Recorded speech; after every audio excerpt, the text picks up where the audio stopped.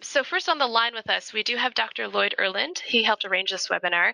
Lloyd earned his BS at Michigan State, a master's at University of Arizona, and his PhD at Yale.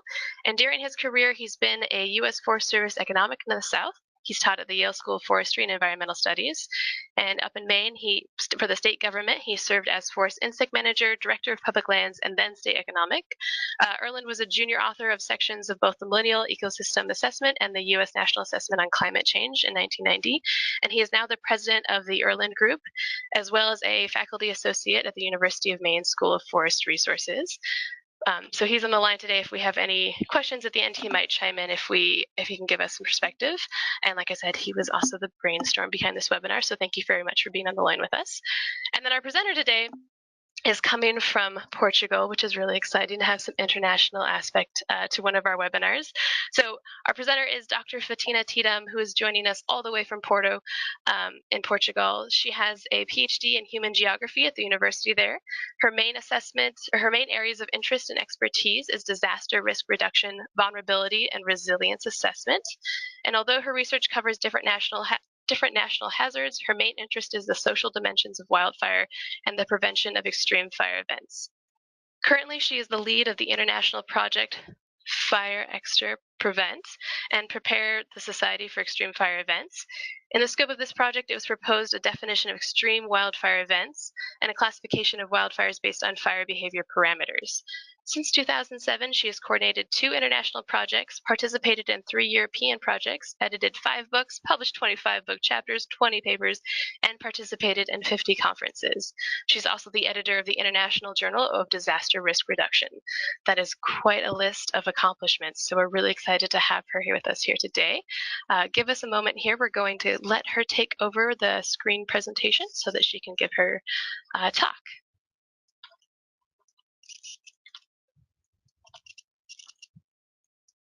Great, we can see your screen just fine.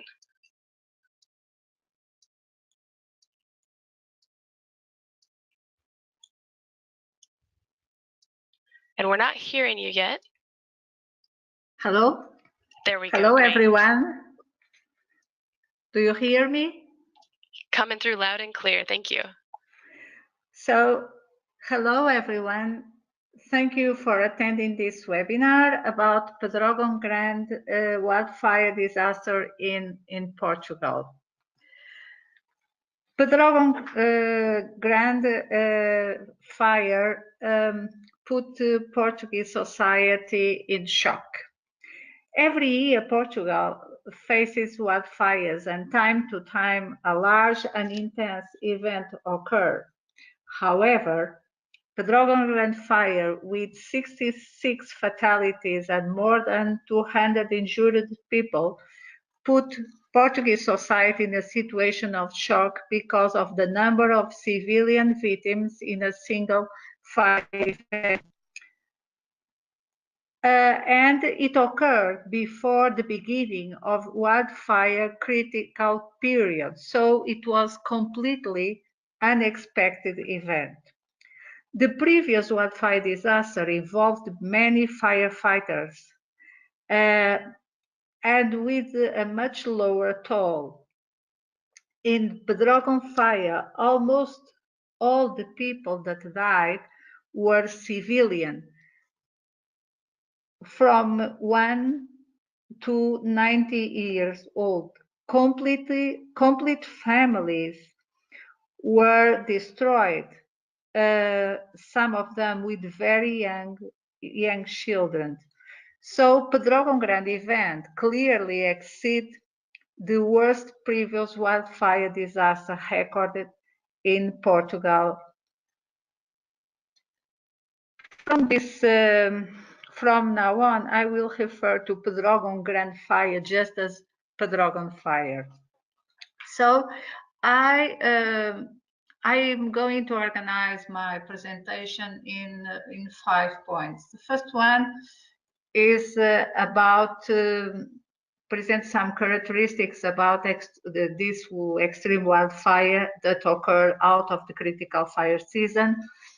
Second point is about wildfire behavior characteristics and conditions. The third point is about the social impacts of Pedrógão Grande fire. The fourth point is why this fire turned into a disaster, and finally, the final remarks. So, on the 7th of June at 2:30, a fire started in a village close to a village of the municipality of Pedrógão Grande. Few minutes later, started another fire in another municipality. This one that you can see in yellow. So the ignition was more or less there. So this fire is the Goiás fire. This Goiás fire is relevant because Goiás fire and Pedrógão fire spread simultaneously, which implied to allocate human and material resources into different operation scenarios. This is even more relevant because the firefighting resources were limited at that time, as these fires started before the beginning of wildfire critical period, when more terrestrial and aerial means are available. These two fires spread with different characteristics, but both of them became large fires. Pedrógão fire was out of control after 30 minutes from the ignition. The wrong perception of the potential of the Pedrógão fire to turn into a large fire explained the low resources effect to this event and the failure of initial attack. The events were caused by accidental failure of power line in the case of Pedrógão Grande, and the probable cause for Goiás wildfire is lightning. Pedrógão Grande reached a higher intensity and a higher rate of spread, so it exhibited a more extreme fire behavior than the Goiás fire, but both of them are extreme wildfire events. So here in these two photos, you can see the point of ignitions of the Pedrógão Grande fire. You can see the circle. So the circle indicates the point of ignition, and the head arrow the direction of spread. So the ignition, the ignition was in an oak forest, a small patch of oak forest, and it happened at 2:30. But almost 3 kilometers from this point, another ignition occurred at 4 p.m. And these two ignitions are going to join some hours later and are going to increase the intensity of Pedrógão Grande fire.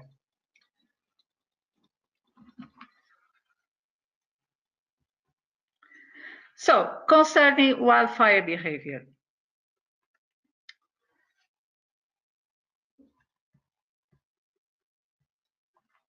So this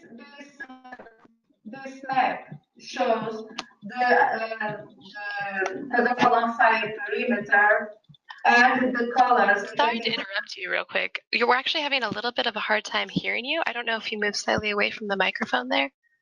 No. Oh, that's fine. Okay. It's okay now? That's okay now. Sorry to interrupt. I'll let you know if we have an issue again. Thank you. No. So in the map, you can see the Pedrógão Grande fire perimeter, and the colors identify the burned area per day, because the fire started on 17 and the end was on the 20th of June. So in this table you can see the chronology of and for each period for each interval of time you have the burned area. Also, you can have some information about the fire behavior and the rate of spread. So quickly, and as I told you before, the 30 minutes after the ignition, the fire was out of control, and most of the time the fire remained out of control.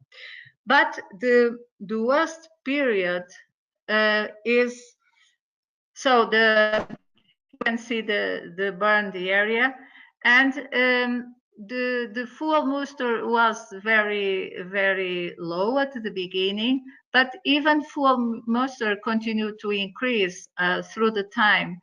It doesn't avoid the increase of intensity of the fire. So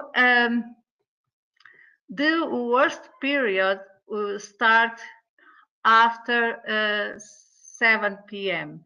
And here you can see the photos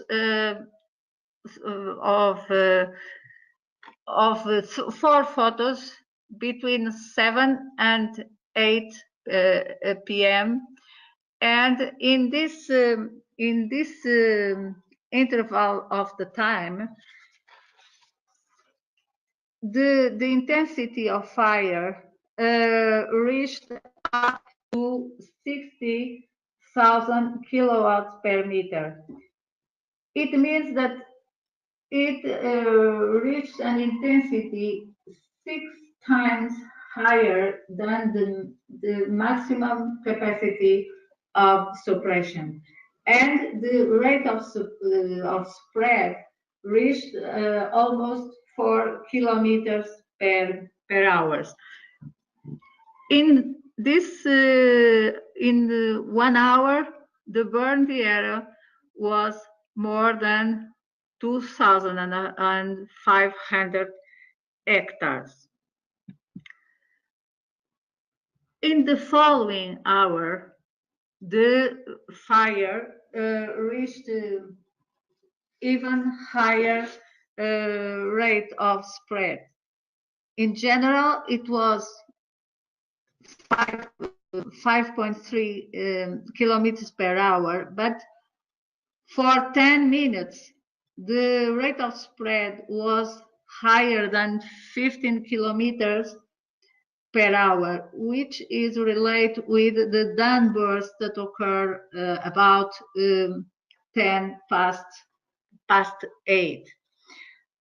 It was in this period of time where most of the fatalities occurred. After this period, after 9 p.m., the fire behavior decreased in terms of intensity and rate of spread, and but the intensity increased again in the following day, in 8th of June, between 3 and 5, where an intensity of 40,000 kilowatts per meter were reached, and the rate of spread was about 4 kilometers per hour. After this time, the the intensity of the fire decreased a lot, but only on the 20th of June the fire was able to be controlled. So you can see in the map that most of the area burn occurred on the 17th and 18th of June. If we use wildfire classification based on fire behavior and the capacity of control that had been proposed by me and others in the frame of SIRESP project, we can see that Pedrógão Grande fire is an extreme wildfire event in the category 6. I didn't mention yet, but the spotting activity was very, very high, mainly in the between 7 and 8 and 8 and 9 p.m. in the first day of the fire, and this spotting activity was massive, and it was at short and long distance. So, what are the contributing conditions that can explain this situation? I'm going to consider the climatic and weather conditions, the landscape, wildfire management, and social dynamics. Okay, so June was a very, very dry, hot and dry month, but the occurrence of Pedrógão fire in June can be explained by the conjugation of the following conditions: a long and intense drought situation aggravated by 3 consecutive and long duration heat waves, and the fire occurred during the third situation that happened between 4th and 24th of June. And the worst moments or the worst days of this heat wave were between the 16th and 19th. And look that the fire start on 17th. Another condition is the very low values of precipitation that were about 50 to 75% of the mean for the period. The third condition is fuel aridity reached its maximum value in Portugal in 2017. Heinz index values were 6 in the scale until 6 or 12 in the scale with 13 classes show a high potential for an existing fire to become large or exhibit erratic fire behavior as it effectively happened. In the graphic, you can see the precipitation, and so the value it was very, very high comparing with even with other extreme years as it was 2003 and 2005. So the temperature, it was high, and even the temperature decreased. The temperature at the worst interval of time, that it was between 7 and 9 p.m., the temperature were above 30 degrees. The blue the blue circle identify the nearest station to Pedrógão Grande fire. So the values these values are more important to analyze weather conditions. Concerning humidity, the values were about 30 for the same weather station. The values of DAF moisture code and drought code were very high before and during the fire occurrence.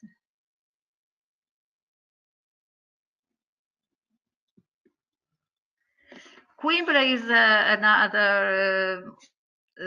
is a place, a town that is not far from the Pedrógão Grande area, and we can see here in this graphic the evolution of drought code, and we can see that the value of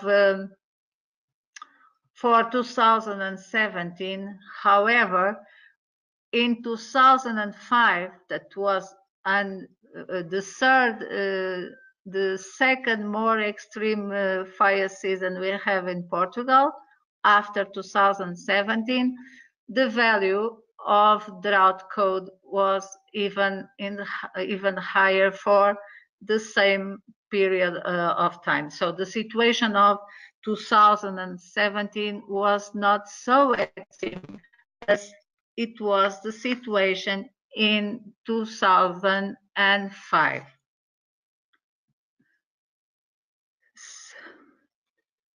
Here you have data for two weather stations, the two weather stations nearest to the fire, that showed that the drought code was not so high compared with the mean of the period of 2001-2006.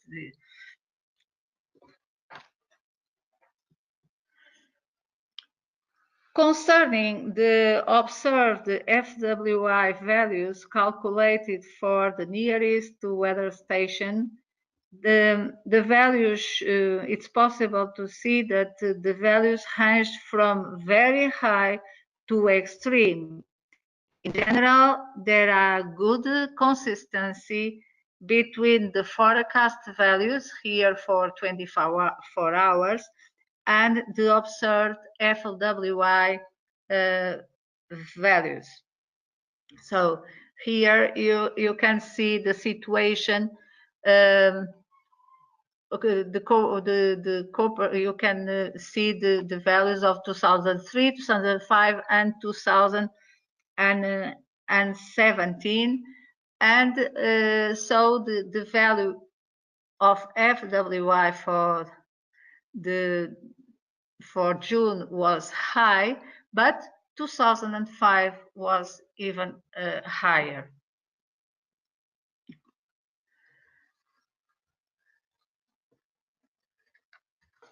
The observation of these graphics show that the moisture content of the Pinus pinaster and Eucalyptus duff obtained from daily samples was very low, clearly below the mean. The same can be observed for Eucalyptus green leaves. So we can conclude that there were favorable conditions for fire ignition spread.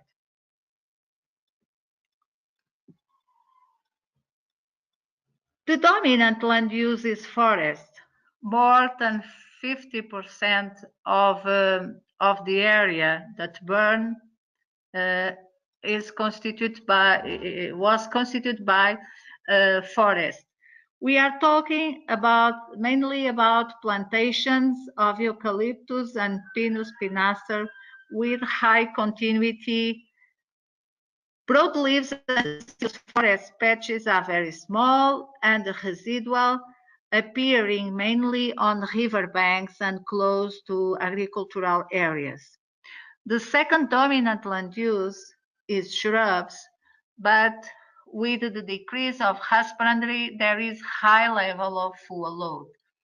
Agricultural area is residual. It represents less than 10% of the surface.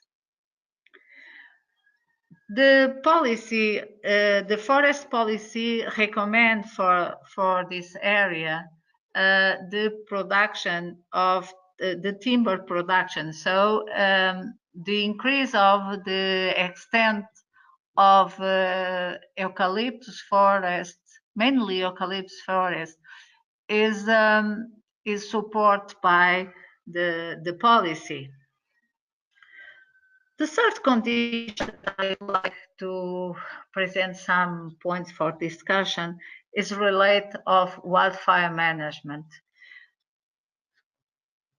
And some wrong perception and failures and errors contribute to the situation that was lived in Pedrógão Grande. One of the points is the wrong perception of the potential of this fire to turn it into an extreme wildfire, which explain the reduced resources attributed to this fire, notwithstanding the extreme weather conditions. Some resources affected to Pedrógão fire never arrived there or arrived, but quickly were redirected to other fires because there were many ignitions, not only gauge, but other ignitions. And also Pedrógão fire generate a lot of spot fires. Given the date of Pedrógão fire preceding the start of the critical period, the available firefighter resources were very limited, so this was a big weakness. Another problem was the collapse of the communication system, what make difficult the organization of the suppression activities. In Portugal, there is a high pressure of politicians and media over the operational force, and in this case, it increased a lot. And the presence of politicians in the operational decision room diverted the attention of the command and control chain. But it's usual that in a situation of an extreme fire, the politicians go to the ground, try to see, see what is happening, and this affects negatively the efficiency of the command and control chain. Another point is the misevaluation, failures and error in the command and control chain. All these aspects relate with fire management, affect or contribute to the scenario of Pedrógão. The fourth condition I would like to mention is related with social dynamics. Pedrógão Grande area is a rural area where the population is very important demographic process. In the last 60 years, rural population decreased there at least in 50%. And at the same time, there is an aging process, an advanced aging, population aging process. So this has the consequence of, this provoke a lack of working force, also provoke or contribute to the abandonment of agriculture and the decrease of grazing and forestry activities, which are going to increase fuel load. The depopulation of this area is a result of the high out migration, because there is a lack of employment and social mobility opportunities in the area, as it happened in all rural areas of Portugal. The promotion of tourism for these areas partially slowed down the depopulation, but it has been unable to provoke a change of trends. So the population continue in this area.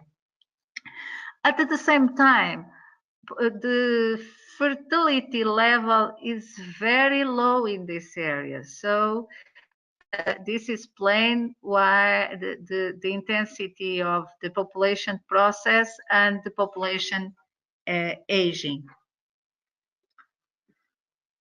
Another, the population live in small settlements, and in the area of Pedrógão there is a dense network of small settlements, most of them with less than 100 inhabitants.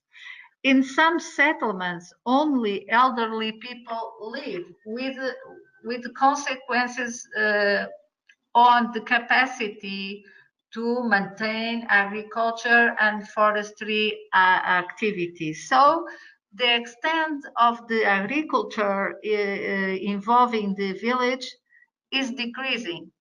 The abandonment of fields facilitates the fire spread and its entrance into the village. So more and more is more common that the fire enter inside the village, which was not an usual situation some years ago. Many of the people living in the rural areas have poor budgets, so these poor budgets do not allow the implementation of prevention measures and a convenient maintenance of the houses. So these situations are going to increase to explain the poor safety of people and difficulty evacuation in the case of a fire. And also, I think that it provokes a social marginalization.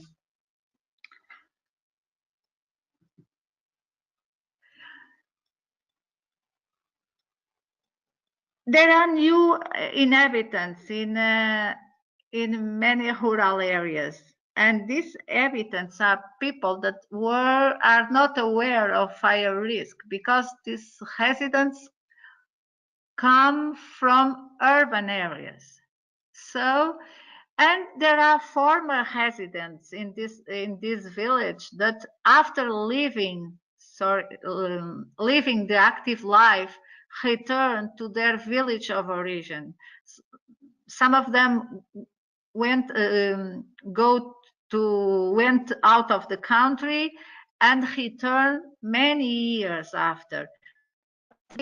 Lost completely the knowledge about wildfire risk and how to prepare for the wildfire risk. So this two group of people show a lack of preparedness, and this lack of preparedness increase their vulnerability, which can explain high level of losses and damages.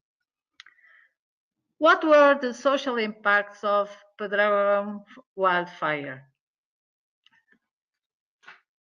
In the map, you can see the location of the victims, and you can find here the value of 30 people. These people died in the national road, this national road 236. In a space of 300 meters, 30 people died. More 4 people died in that road, and others in other location. The people that died, we can find all the fatalities in a space of less than 29 kilometers. And these fatalities, these 66 fatalities, occur in 20 different places. Most of the fatalities occur, as you can see in this graphic, they occur in just 10 minutes during the downburst. Most of the victims were trying to escape by car on the national road, or they were returning. They were going home without be aware of the threat they were facing. In this photo, you don't see all the cars, but in this segment of the road, died 30 people. Here is another image because it is supposed that this situation can be explained by when people were trying to escape. The conditions of circulation were very, very bad, namely because of smoke, and a car accident and some trees that fall because of the wind explained the concentration of the cars in so short segment of the road. Most of the people people who died were adult. Even the age of the victims ranged from 1 to 90 years. And most of the people died inside the car or very close to the car. And they were not far away from the place where they came. In many cases, if the victims remain inside their houses, quite probably they should have survived. The majority of victims that left their houses were found at a distance of no more than 1.5 kilometers, which put in evidence the condition of total panic.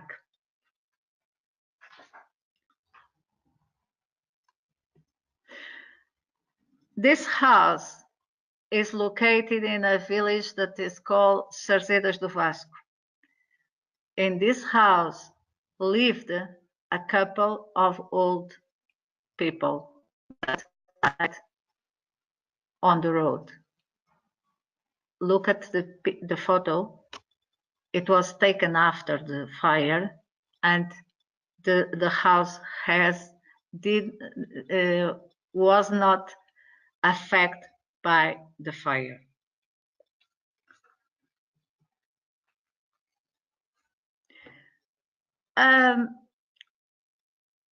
Maybe most of the people who are attending this webinar are not aware of the situation, of the characteristics of the landscape in this part of Portugal. But I can tell you that within Pedrógão wildfire perimeter, there are almost 4,000 hectares of wildland-urban interface. And from this area, a bit more than 2,000 hectares burned, but we can find almost 2,000 hectares of wildland-urban interface that did not burn. So it's what we can call unburned patches. So this is the map. You can see the map of that represent the distribution of wildland-urban interface in Pedrógão Grande fire inside the Pedrógão Grande wildfire perimeter. In this fire, more than 1,000 structures were affected.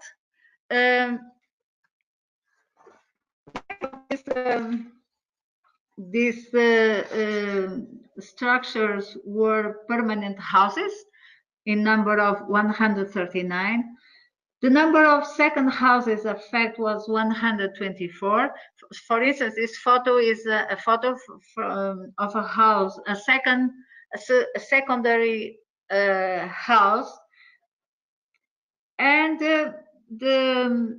most of the houses completely destroyed did not have defensible space, but even this instance of defensible space did not avoid the destruction of some houses, which is related with the type and conditions of the defensible space. The ignition of the houses was mainly related with the embers projection, which is the case of this house. Other causes are related with the direct impact of fire and the presence of burning materials close to the building. In very few cases, the fire passed from a building to a continuous one.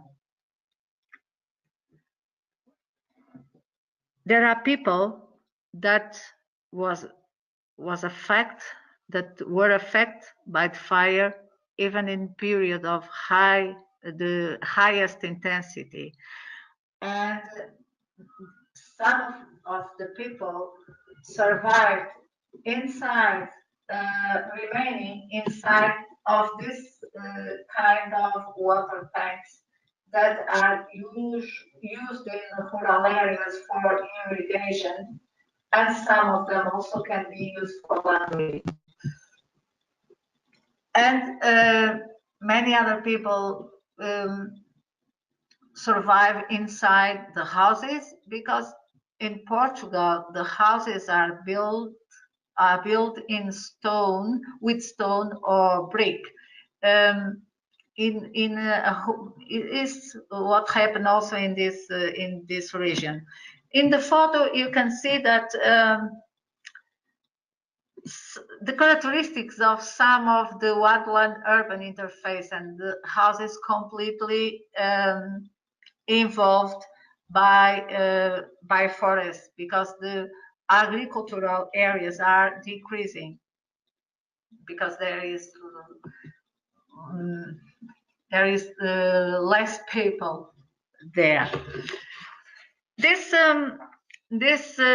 map represents the unburned areas that we found within Pedrógão wildfire perimeter, and we found more than 2,000 unburned areas with different sizes. The size ranged from less than 1 hectare to 750 hectares was the largest unburned patch we found. And this unburned area represents almost 4,000 hectares. Inside these unburned patches, we can find different characteristics. We can find only vegetation unburned areas. We can find unburned areas that are only constituted by wildland-urban interface. Sorry.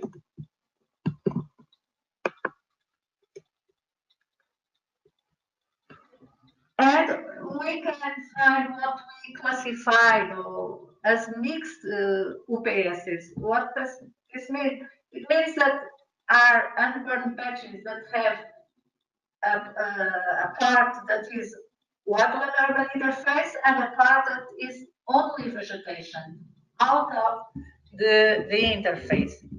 And if we know that this is the period where the fire reached the highest intensity and the highest rate of spread, even though we can find unburned patches inside. Why Pedrógão Grande turned into a disaster? Well, there is an evidence that what scared people was the noise, the balls of fire everywhere, the heat. Even people that faced the fire before had never seen such extreme manifestations of fire behavior. So we identified what we called, so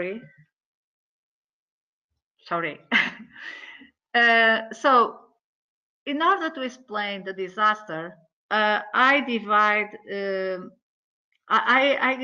identify two types of conditions. The direct conditions that were close to the people and that affect directly the decision of people. And I also consider the indirect conditions that are far affected the behavior of people, but not so directly, because they are more related with the type of wildfire management policies we have in Portugal. But go straight to the direct conditions. The people that were affected by the wildfire of Pedrógão Grande, and the people that was injured and people that died, and mainly these people, we can explain the situation because there is a lack. There was a lack of wildfire risk awareness. It's very important to understand that wildfires are not always the same. They start in the same way, but they spread in very different ways and presenting different characteristics. So it's very important to understand that a fire with less than 1,000 kilowatts per meter of fire line intensity and a fire with 60,000 kilowatts per meter are completely different. And if most of people is not scared with the first situation, they would be completely scared in the situation of an extreme wildfire event. So what we can find, what I think to explain the disaster of Pedrógão Grande is that there was a lack of wildfire risk awareness. Understand what is fire hazard and the different categories of wildfire in order to understand what to do, how to prevent, how to mitigate, how to protect is fundamental. Fires are not always the same. It's important the lack of wildfire risk awareness also influence the capacity to identify and implement prevention and mitigation measures. Another important point is lack of physical and psychological preparedness. Because sometimes people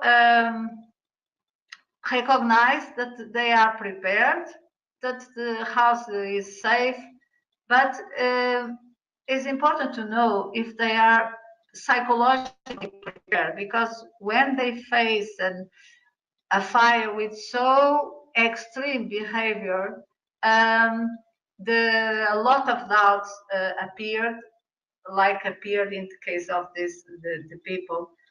that lived Pedrógão Grande fire. Another direct condition is the lack of adequate crisis communication. There is also lack of risk communication, but what was important in this event was lack of adequate risk communication to support the attitudes and behaviors of people. Another direct condition was the lack of prevention measures and the establishment of flow management and defensible space. Well, related with the indirect conditions, we can identify the wrong wildfire management paradigm and policies. And here there are several aspects. I don't have time to read all of them, but I can identify or highlight some of them, namely the narrow sight vision of wildfire problem with the adoption of a paradigm of war against fire, ignoring the limits of suppression activities, because extreme wildfire events are not able to be controlled in any part of the world. Another important issue, just to take some of them from this list, is that the policies ignore the social context where wildfire occurred. This happened in Portugal. I'm talking about Pedrógão Grande, of course.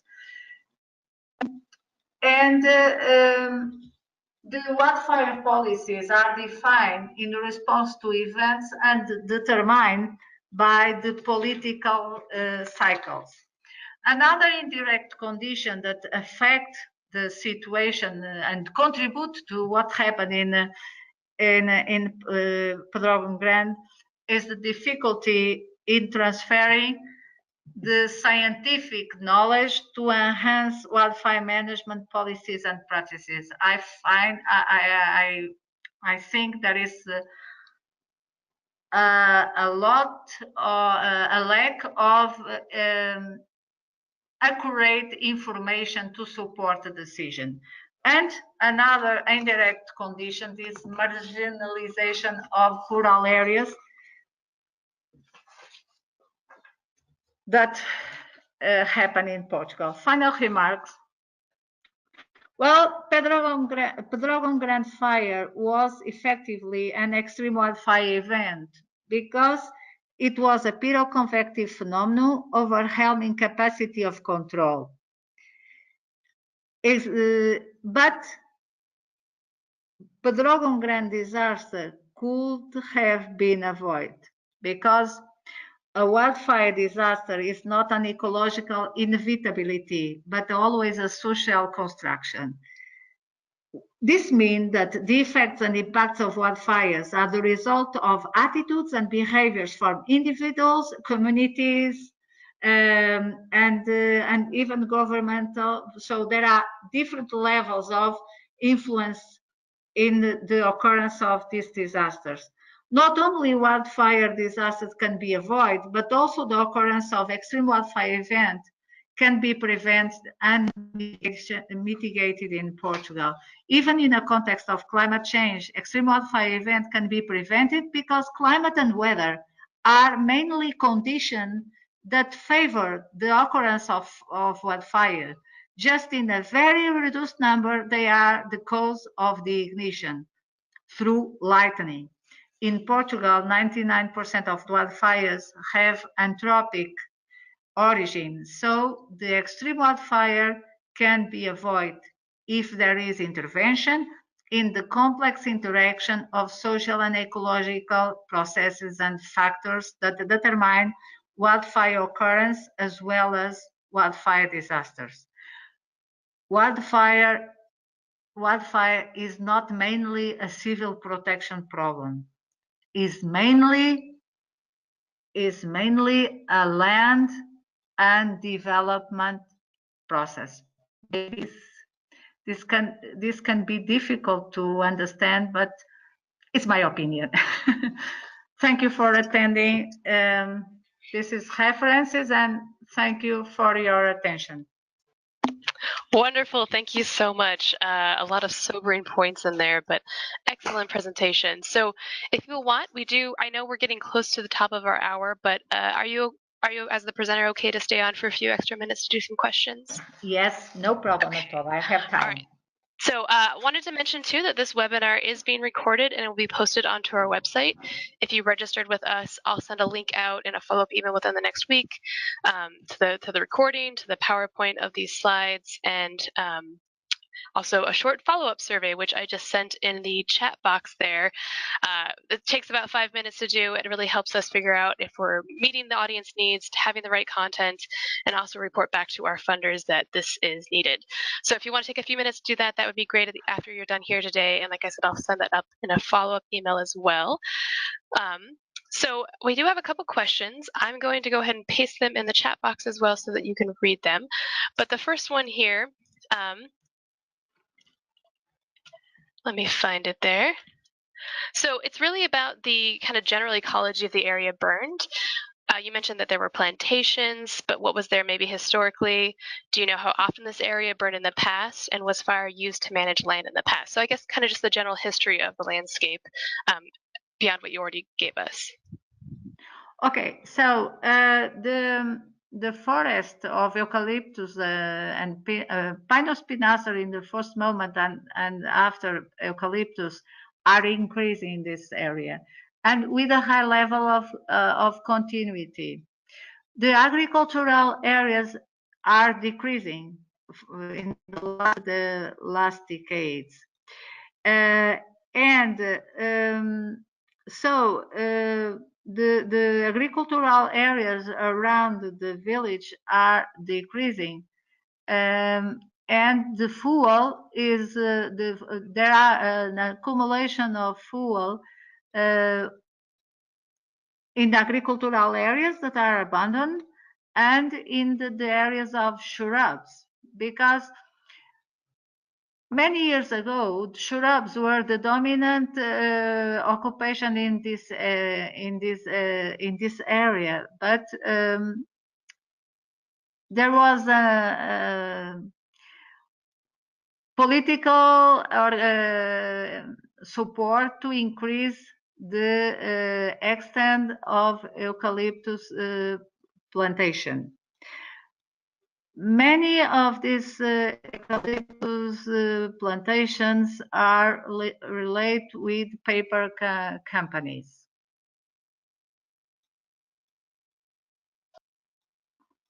Excellent, thank you. So the next question, first of all, I wanted to mention that it was a great presentation and that the social aspects were fascinating. So going back to kind of that scale, you mentioned that this fire was a Category 6 fire, and their understanding is that the Chilean fires of 2015 were the first Category 6 fires. And do you know what the classifications of the 2017 wine country fires up in Northern California and the Thomas fire down in Southern California were? Can I see the written? How can I see the written question? So if you go down yes, I hear. I see.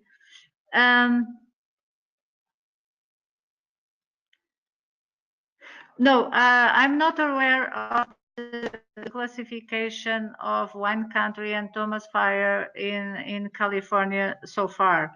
However, we are preparing another publication about the concept of extreme wildfire event. And so we are collecting information, more information about extreme wildfires around the world. So we are going to consider also these two fires you mentioned.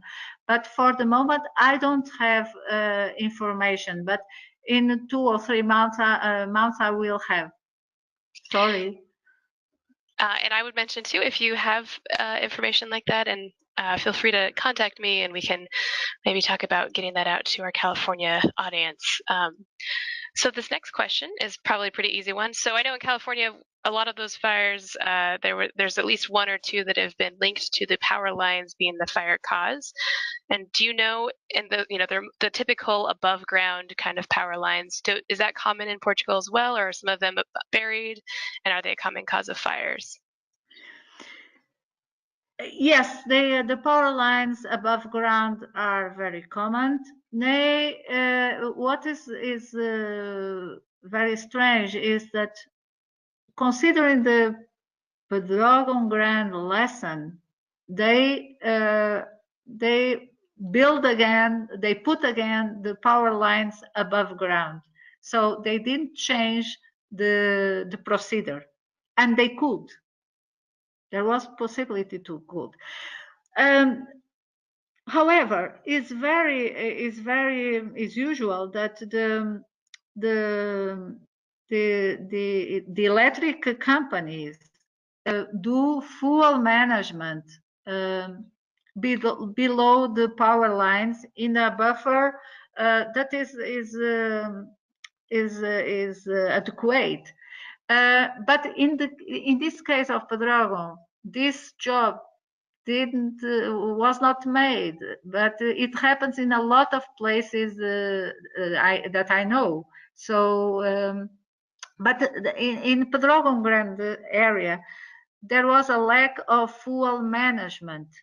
For each municipality, it's annually is prepared a fire, a plan of defense of fire, and in this at the municipal level, and in this plan is identified the areas that should be object of fuel management.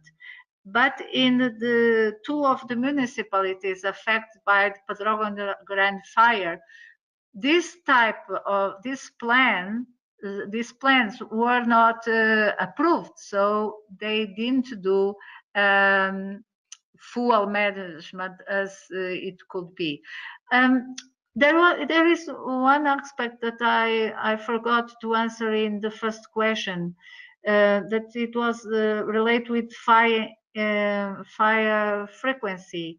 And I forgot to say, if you allow me to introduce this point, is important to say that in the case of Pedrógão Grande, there was an important part of this area that didn't burn for more than 20 years. So the fuel load, it was very, very high.